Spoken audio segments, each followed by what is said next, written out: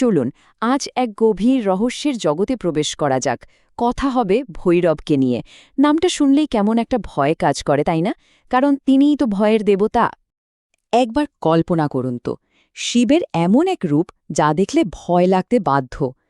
গায়ের রং ঘন কালো, গলায় নরমুণ্ডের মালা, হাতে ত্রিশূল, আর সঙ্গে তার বাহন একটি কুকুর। মানে এই ভয়ঙ্কর রূপটাই বুঝিয়ে দেয় যে ইনি সাধারণ কোনো দেবতা নন। ইনি হলেন ধ্বংস আর সংহারের মূর্ত প্রতীক।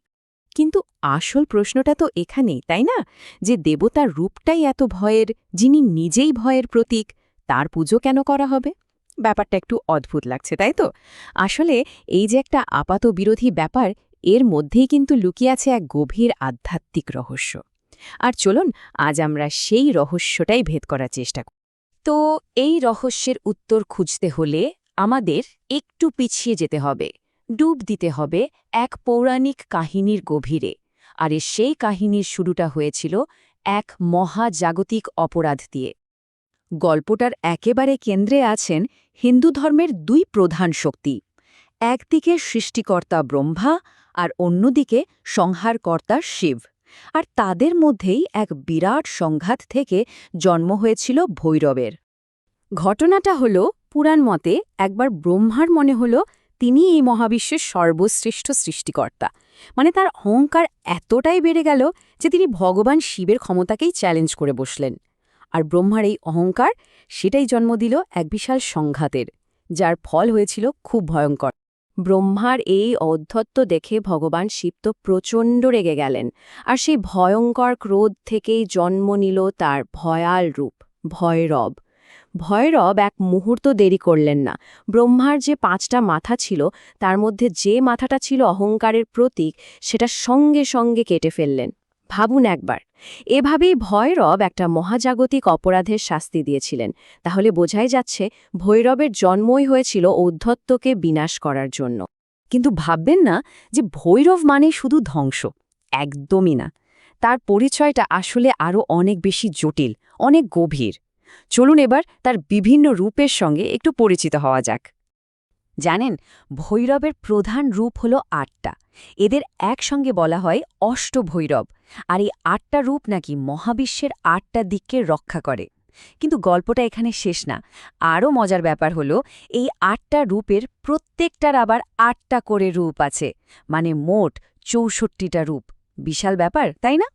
এই যে এতগুলো রূপ, তার মধ্যে দুটো রূপ কিন্তু একদম আলাদা, মানে বিশেষভাবে উল্লেখযোগ্য। একদিকে আছেন কালভৈরব, যিনি সময় আর মৃত্যুর ভয়ঙ্কর দেবতা। আর ঠিক তার উল্টো দিকে আছেন বটুক ভৈরব, একদম এক নিষ্পাপ শিশুর মতো রূপ। ভাবা যায়, একই দেবতার দুটো রূপ, অথচ দুটো একেবারে দুই মেরুর। এই যে বটুক ভৈরবের কথা বললাম, তার ওই শিশু রূপটাকেই কিন্তু সাধারণ গৃহস্থরা পুজো করেন। কারণটা খুব সহজ, তিনি ভয়ঙ্কর নন, বরং খুব তাড়াতাড়ি সন্তুষ্ট হন। মানে শুদ্ধ ভক্তি আর সরল মনে ডাকলেই তিনি সাড়া দেন। এটাই কিন্তু পরিষ্কার বোঝা যায় যে ভৈরবের ওই উগ্র চেহারার আড়ালেও একটা শান্ত, দয়ালু দিক আছে। তবে হ্যাঁ, একটা কথা পরিষ্কার করে বলা দরকার, ভৈরবের উপাসনা কিন্তু মোটেও সহজ কোনো ব্যাপার নয়।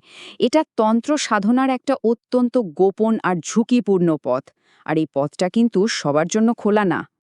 তন্ত্রশাস্ত্র মতে যারা আধ্যাত্মিক পথে হাঁটেন, তাদের 3 ভাগে ভাগ করা যায়।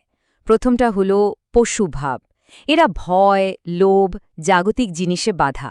তারপর আসে বীরভাব। এরা সাহসী, কঠিন পথের চ্যালেঞ্জ নিতে প্রস্তুত। আর সবশেষে হল দিব্যভাব। এদের চেতনা এতটাই উন্নত যে তারা প্রায় ঈশ্বরীয় স্তরে পৌঁছে গেছেন। বুঝতেই পারছেন, ভৈরব সাধনা মূলত ওই বীর আর দিব্য সাধকদের জন্য। আর ঠিক এই কারণেই পথটা এত বিপজ্জনক। মানে সামান্য একটু ভুল বা একটুখানি অবহেলাও সাধকের জীবনে ভয়ঙ্কর বিপদ ডেকে আনতে পারে। তাই একজন সিদ্ধ গুরুর সাহায্য ছাড়া এই পথে এক পাও এগোনো একদম বারণ। আচ্ছা, এতক্ষণ তো আমরা ভৈরবের ভয়ঙ্কর রূপ, তার উপাসনার কঠিন পথ, এই সব নিয়ে কথা বললাম। কিন্তু এবার চলুন সেই মূল প্রশ্নটায় ফিরে যাই। এত যে ভয়, এর আসল উদ্দেশ্যটা কি? তাহলে আবার সেই একই প্রশ্ন, এই যে ভয় দেখানো, এর আসল কারণটা কি? কেন এমন রূপ? দেখুন, তন্ত্র বলছে আমাদের সব দুঃখ, কষ্ট আর ভয়ের গোড়ায় রয়েছে একটাই জিনিস, আমাদের অহংকার।